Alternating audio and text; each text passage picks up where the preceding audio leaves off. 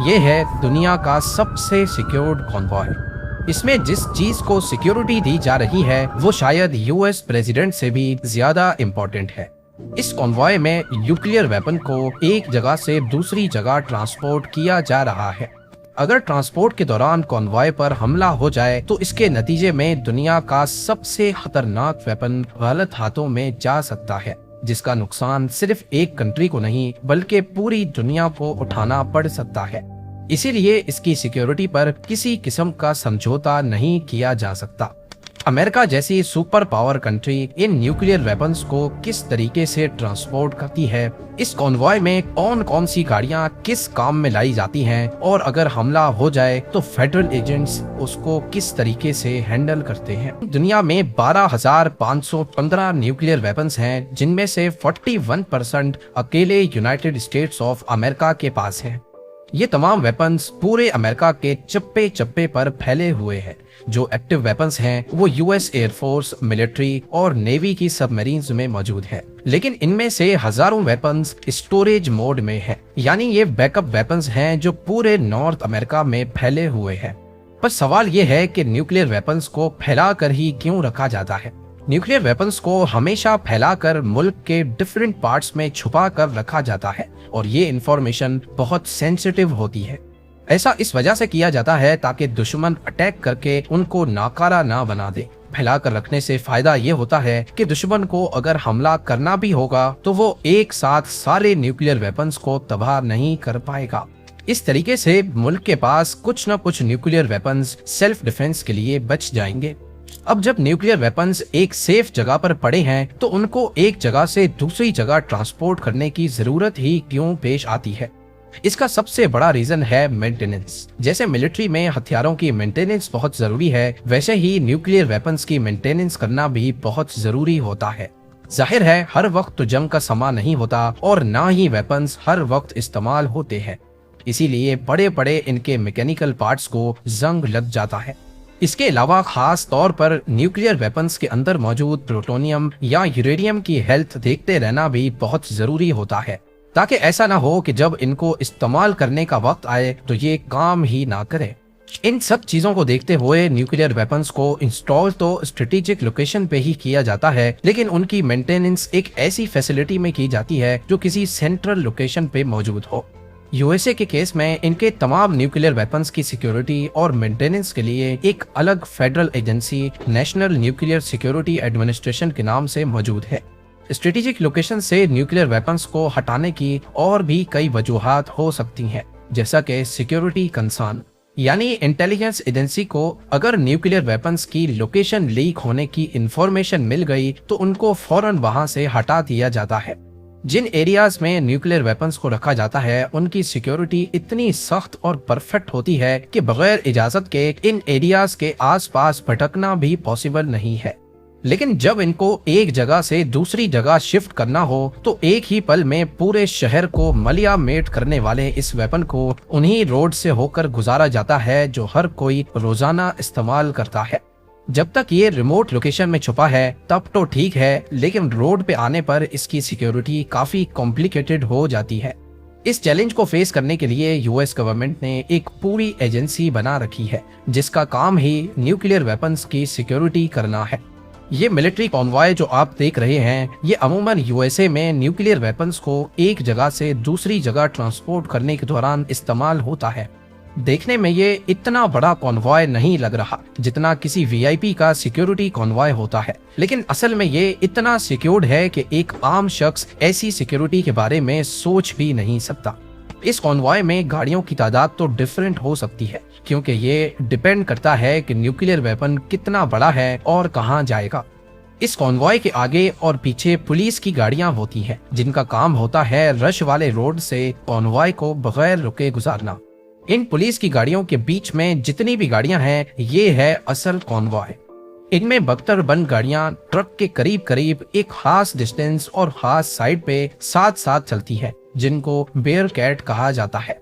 इनको सिर्फ bullet proof कहना इनकी शान में गुस्ताखी करने जैसा होगा, क्योंकि ये उससे काफी ज्यादा सिक्योर्ड है। एक एक बख्तरबंद में 4 से 6 फेडरल एजेंट्स होते हैं जिनका काम होता है कॉन्वॉय को अटैक से बचाना और उसी वक्त काउंटर अटैक करना। इन बख्तरबंद गाड़ियों में जगह जगह आप सुराख देख सकते हैं जिसकी मदद से एजेंट्स बाहर निकले बगैर अंदर से ही फायर कर सकते हैं।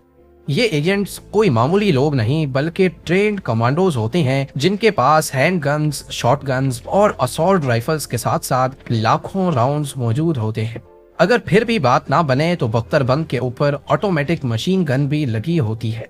पर ये सब वेपन्स तो सिर्फ खतरे की सूरत में इस्तेमाल किए जाते हैं अगर कभी न्यूक्लियर वेपन्स की ट्रक पर हमला हो जाए। नॉर्मल ट्रांसपोर्ट ऑपरेशन के दौरान ये एजेंट्स हर छोटी से छोटी चीज पर नजर रखकर एक दूसरे से शेयर करते हैं। कॉन्वॉय की तमाम गाड़ियां आपस में रेडियो के जरिए कनेक्टेड होती हैं। ये रेडियो कम्युनिकेशन 3 अलग अलग चैनल्स पे होता है। एक चैनल पे ये सारी बख्तरबंद गाड़ियां अटैक की सूरत में एक दूसरे से कांटेक्ट करके कोऑर्डिनेट करती हैं। दूसरे चैनल पे बख्तरबंद के एजेंट्स अपने कॉन्वॉय की दूसरी गाड़ियों से अपडेट्स लेते हैं। एसओपी के मुताबिक न्यूक्लियर कॉन्वॉय में कम से कम 7 बख्तरबंद गाड़ियां होनी चाहिए, 5 ट्रक के साथ और बाकी 2 1 किलोमीटर आगे। हर चंद मिनटों के बाद मेन कॉन्वॉय में बैठा कमांडर आगे मौजूद 2 बख्तरबंद गाड़ियों से सूरत हाल मालूम करता है। कम्युनिकेशन को अलग अलग चैनल्स में डिवाइड करने का मकसद ये होता है कि अगर अटैकर्स ने एक रेडियो फ्रीक्वेंसी जैम कर दी या फिर मेन कॉन्वॉय के साथ कोई मसला हो गया तो आगे वाली 2 गाड़ियां अपना अलग चैनल इस्तेमाल करके मदद बुला सके। इसके अलावा ये पूरा कॉन्वॉय एक तीसरे चैनल पे इमरजेंसी कंट्रोल सेंटर के साथ भी कनेक्टेड होता है। कंट्रोल सेंटर के स्टाफ का काम है कि इमरजेंसी की सूरत में कॉन्वॉय की लोकेशन ट्रैक करे और फौरन मदद के लिए बैकअप फोर्स का बंदोबस्त करे। अगर कभी ये नौबत आ भी जाए तो कंट्रोल सेंटर जिस एक्स्ट्रा फोर्स को भेजेगा वो कॉन्वॉय के एजेंट्स के साथ एक खास एसओपी के तहत कांटेक्ट करेंगे, फिर चाहे ये एक्स्ट्रा फोर्स पुलिस की हो या मिलिट्री की। कंट्रोल सेंटर दोनों फोर्सेस को अलग अलग code word encrypted radio link के जरिए बताएगा। मौके पर पहुंचकर दोनों फोर्सेस तब तक एक दूसरे पर भरोसा नहीं करेंगी जब तक उन दोनों को बताए गए सीक्रेट कोड मैच ना कर जाएं। ये सिर्फ इसलिए किया जाता है ताकि कोई अटैकर जाली पुलिस ऑफिसर बनकर न्यूक्लियर वेपन तक रसाई ना पा सके। ये उन अनगिनत एसओपीज में से सिर्फ एक है, जबकि हर सूरत हाल से निपटने के लिए एजेंट्स के पास अलग अलग एसओपीज होती है। इन बख्तरबंद के बीच में चलने वाला ट्रक भी कोई मामूली ट्रक नहीं होता, क्योंकि इसी के लिए तो ये सारी सिक्योरिटी है। न्यूक्लियर वेपन को ट्रांसपोर्ट करने के लिए ये ट्रक पूरी तरह से कस्टमाइज्ड बना होता है, यानी इसको खास इसी मकसद के लिए डिजाइन किया जाता है। ट्रक की बॉडी हार्ड स्टील से बनी होती है जिस पर आम जाम टूल्स आम ही नहीं करते। ना ही ये ग्राइंडर से कट सकती है, ना इस पर ड्रिलिंग मशीन काम करती है और ना ही एक्सीडेंट होने पर इसकी बॉडी क्रैक हो सकती है। अगर इसको आग में भी डाल दिया जाए तो इसकी बॉडी अगले कई घंटों तक भी अंदर मौजूद न्यूक्लियर वेपन को महफूज रख सकती है। ड्राइवर केबिन की बात की जाए तो ये बुलेट और बॉम्ब प्रूफ होता है और इसके दरवाजे चाहे कुछ भी हो जाए सिर्फ अंदर से ही खुल सकते हैं।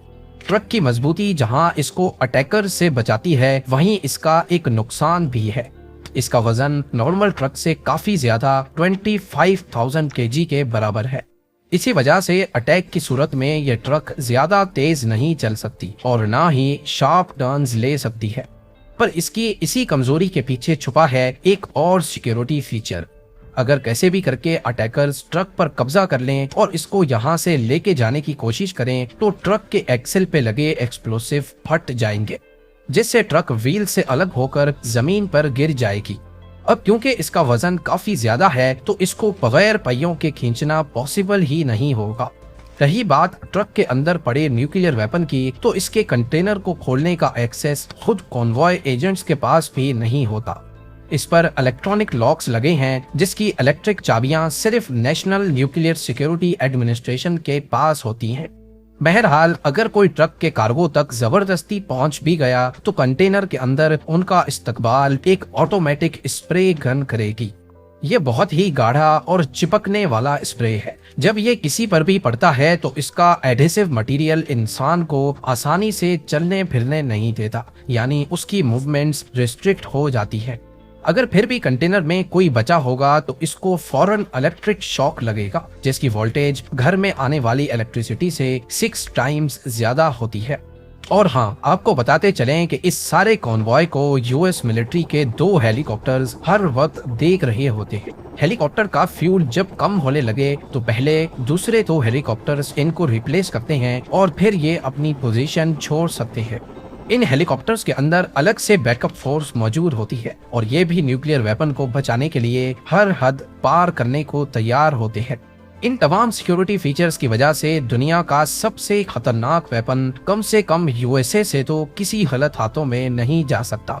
अमेरिका की हिस्ट्री में आज तक हजारों मर्तबा न्यूक्लियर वेपन्स ट्रांसपोर्ट किए जा चुके हैं, लेकिन आज तक एक भी कॉन्वॉय पर अटैक नहीं हुआ।